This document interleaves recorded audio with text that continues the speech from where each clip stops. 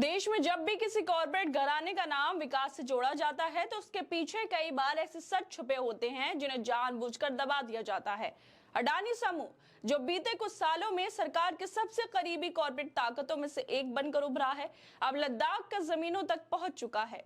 लद्दाख, जो पर्यावरण के लिहाज से एक बेहद संवेदनशील और अनमोल इलाका है, वहां 13,000 मेगावाट का सोलर पावर प्रोजेक्ट लाने की तैयारी हो रही है।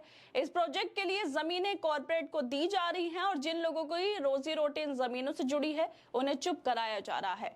अब इस पूरे मामले पर शिवसेना यूबीटी के वरिष्ठ नेता और राज्यसभा सांसद संजय राउत ने भी खुलकर सरकार और अडानी पर निशाना साधा है।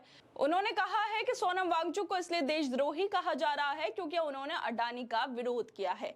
वांगचुक ने खुलकर दिखाया है कि किस तरह से लद्दाख की चारागाह, पश्मीना का भविष्य और वहां की संस्कृति को बर्बाद कर कॉर्पोरेट्स को सौंपा जा रहा है। क्या सरकार जनता के लिए नहीं बल्कि अडानी जैसे उद्योगपतियों के लिए काम कर रही है? क्या यही वजह है कि सोनम वांगचुक को गिरफ्तार किया गया? कि एक पर्यावरण कार्यकर्ता को जेल में डालना इसलिए जरूरी हो गया क्योंकि उसने सोलर प्रोजेक्ट के नाम पर हो रही लूट और जमीन हथियाने की साजिश को बेनकाब कर दिया। दरअसल संजय राउत के बयान से पहले भड़ासपुर मीडिया और द वायर की एक वीडियो वायरल हुई थी जिसमें वांगचुक बता रही थी कि कैसे अडानी को दी जा रही जमीनें, लद्दाख की जमीनों को कैसे वहां पर सोलर प्रोजेक्ट बनने जा रही हैं। द वायर की वीडियो में सोनम वांगचुक ने कहा था कि मैंने खुद तो नहीं देखा, लेकिन लोग कह रहे हैं कि लद्दाख में बहुत बड़ा सोलर प्रोजेक्ट बनने जा रहा है जो लगभग 13,000 मेगावाट का होगा। ये सोच से भी परे है।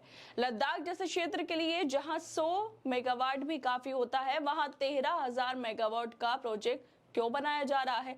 लोग कह रहे हैं कि सारा प्रोजेक्ट अडानी समूह को दिया जा रहा है। क्या इन्हीं खुलासों की वजह से सोनम जेल में है?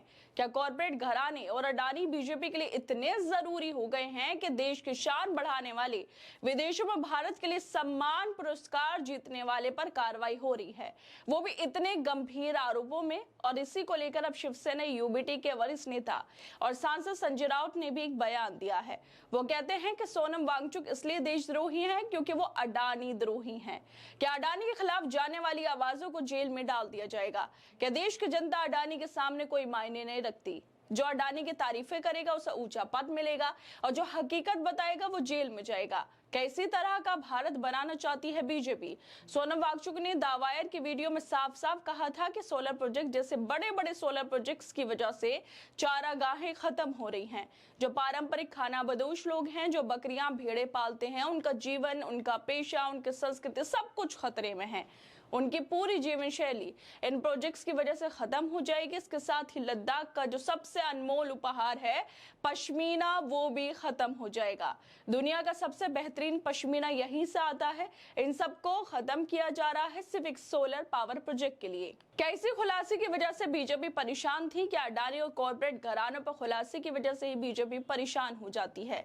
इसी वजह से सोनम पर देशद्रोही के आरोप लगाए गए। सोनम वांगचुक ने अडानी और दूसरे कॉर्पोरेट घरानों को लद्दाख का जमीनें सौंपे जाने की सच्चाई उजागर की है और शायद इसी वजह से केंद्र सरकार बुरी तरह से परेशान हो गई। वांगचुक ने खुलकर बताया कि कैसे चारागाहों की जमीनें, पश्मीना भेड़ों का जीवन और लद्दाख की पारंपरिक संस्कृति सब कुछ एक सोलर प्रोजेक्ट के नाम पर खतरे में डाला जा रहा है और ये प्रोजेक्ट सीधे अडानी को सौंपा जा रहा है। कि यही वजह है कि उन पर देशद्रोही, विदेशी फंडिंग और पाकिस्तान के संबंध जैसे आरोप लग गए ताकि उनकी छवि को धूमिल किया जा सके और असली मुद्दों से लोगों को भटकाया जा सके। द वायर की वीडियो के साथ साथ भड़ासपुर मीडिया के अनुसार नैनी डी वर्मा ने लिखा था भड़ासपुर मीडिया में कि लद्दाख के सॉफ्ट गोल्ड कहे जाने वाला पश्मीना पूरी दुनिया में फेमस है। आपको चारवाहे लोग खुद बताएंगे अपनी पश्मीना भेड़ों को दिखाकर कि पहले दूर पहाड़ियों पर बकरियां जो थी वो खाने जाते थे, हमको शाम को उन बकरियों को फिर लेने जाते थे। लेकिन अब ऐसा समय आ गया है कि पहाड़ी ही अब अपनी नहीं रही।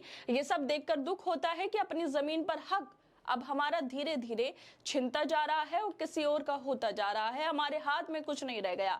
अब हमारा क्या होगा? ये सब क्या खाएंगे? सोनम वांगचुक भी यही कहते हैं कि चारागाह की जो जमीनें कॉर्पोरेट घरानों को सौंपी गई और सौंपी जा रही हैं सोलर प्लांट के नाम पर या किसी और नाम पर, वो बंद होनी चाहिए। चरवाहों को उनकी चारागाहों की जमीनें सौंपी जानी चाहिए।